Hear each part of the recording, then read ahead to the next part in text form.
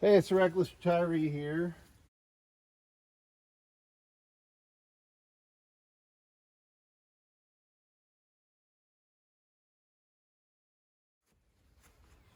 And a good friend of mine, Brian, brought me some aluminum chips from where he works.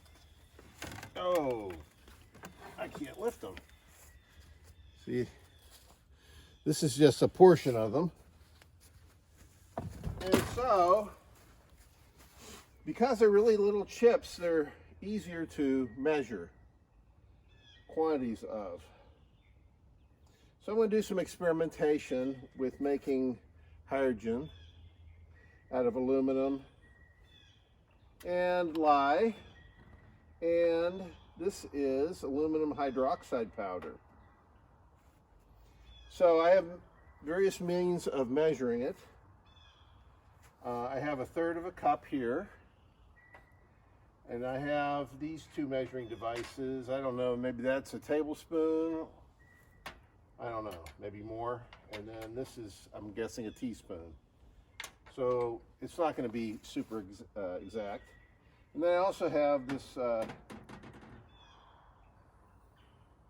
graduated cylinder. No, what do they call these things? Anyway. And I have some RO water. And a balloon and a bottle.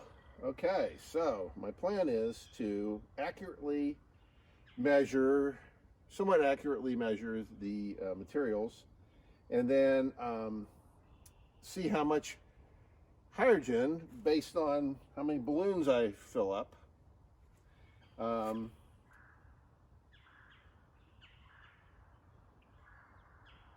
You know, I want to get a feel for, okay, I want to fill up 10 balloons, 10 latex balloons, so I'm going to need a cup of aluminum, 1/4 of a cup of lye, and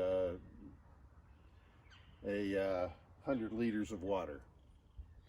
And then whenever I want to fill up balloons, I have an exact mixture that I'm not wasting anything, and I get what I want. You know, the balloons filled with hydrogen. So I got some more balloons here. So I'm going to start off really small. And I'm going to start off with 1/3 of a cup of aluminum. And I'm also going to weigh these things. So I'm going to measure out 1/3 of a cup, weigh it. And that way, when I'm doing aluminum that isn't easily measured by a cup, I can just measure it by weight and get, you know, an idea of what I've got. All right, so I'll write down the weight of the aluminum. Then I'm going to take a lye. I'm going to take a 1/4 cup of lye. 1/4 cup of lye. And I'm going to put in 100 milliliters. Is that what that measures in? Yeah, 100 milliliters of water. Okay, that should be a good scientific thing, don't you think? All right, so get 1/3 of a cup of aluminum. Okay, so turn on my scale. Now that should automatically tear out that plastic cup. Now I'll dump the aluminum in there. And it says I have 1.7 ounces. 1.7 ounces of aluminum. I have these bottles here.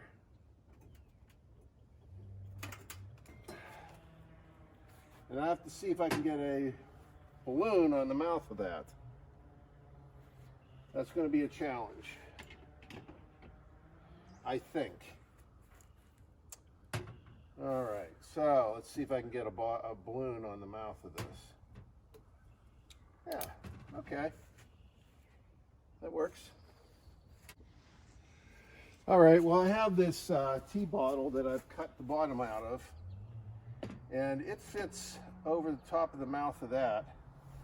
And so I'm going to just scoop a third of a cup of aluminum and dump it in there.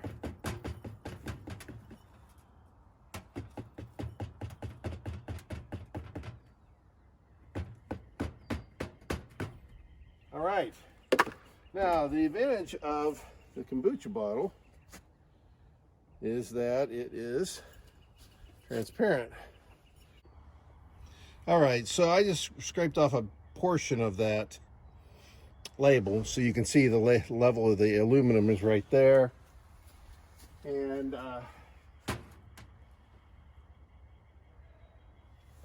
I'm going to measure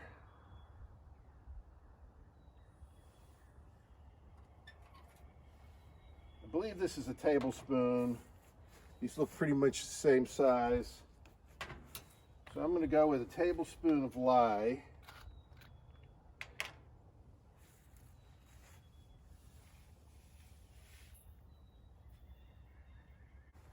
All right, what was I going to do? Something really clever. I don't know. Okay. So here I got, it's got a pouring spout. Hopefully I can, great. Sure I can. All right, I'll go to the funnel. Good thing I'm outside, doesn't matter if I make a mess, right? All right. So there I've got a tablespoon, a tablespoon of lye. And now I'm going to measure 100 liters of water. That's probably starting to react already because the chips were wet. All right, so here we go. 100 liters of water. So the bottle is about a third full. Now we will put this balloon over top. Now, all right. Wow, wow, wow, wow, wow, wow. Yeah. Wow. Wow, look at that violent reaction. Holy mackerel.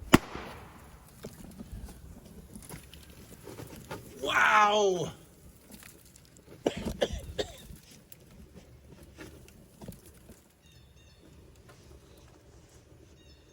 Okay, well, I need to dial that way back. That is unbelievable, isn't it? It's because there's so much surface area in those metal shavings. Wow. That's impressive. To think that was a tablespoon of lye.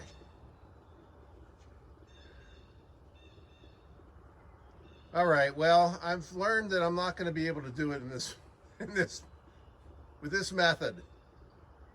That's amazing. That is truly amazing. I wasn't expecting that at all. That was very, very violent. And like I say, it was mainly because those aluminum shavings have a huge amount of surface area. And yeah, I was afraid to take the balloon off. It was too violent of a reaction. Plus, you have to remember, it's very, very hot. All right, so I'm going to have to go to my existing reaction chamber method and obviously use significantly less. Wow, that's amazing.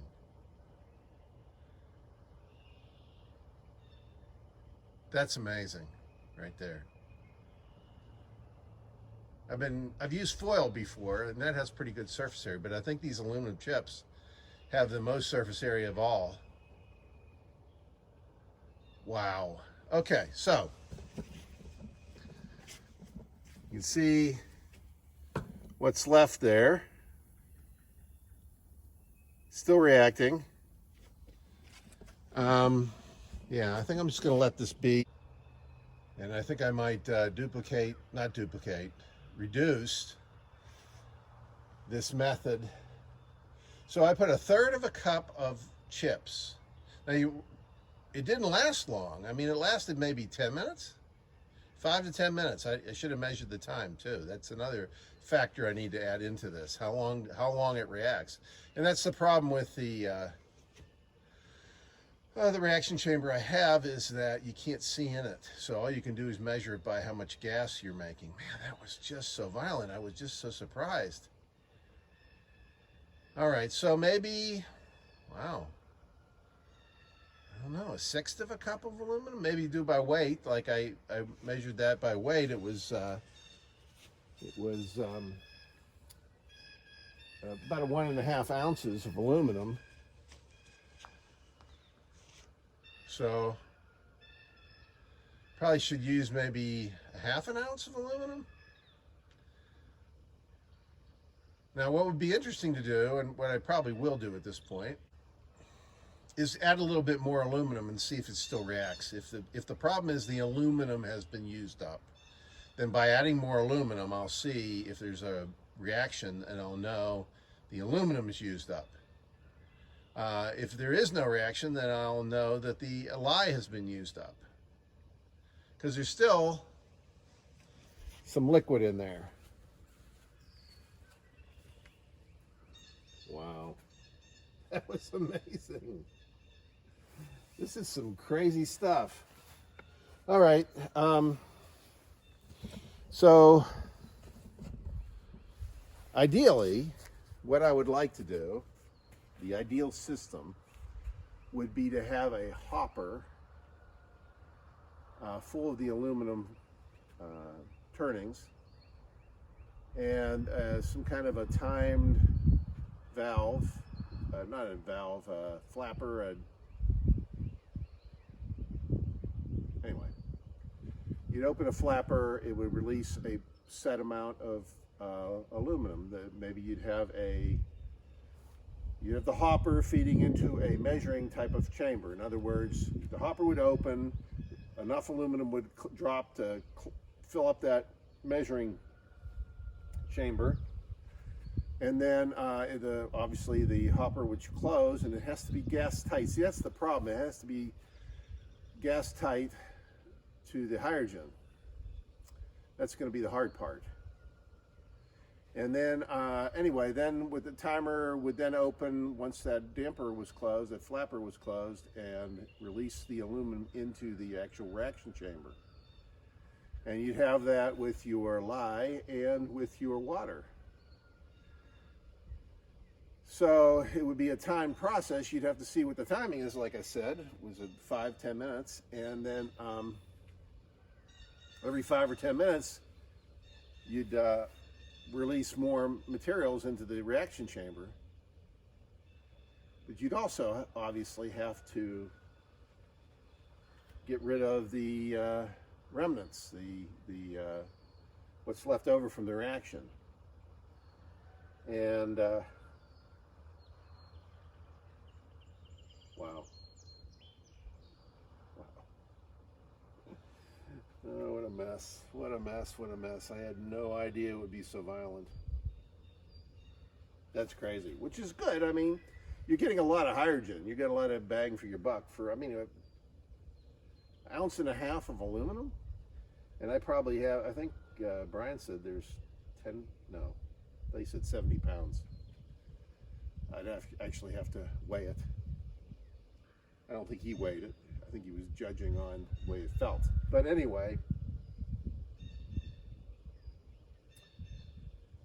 you obviously can't dump all the aluminum into a reaction chamber at one point,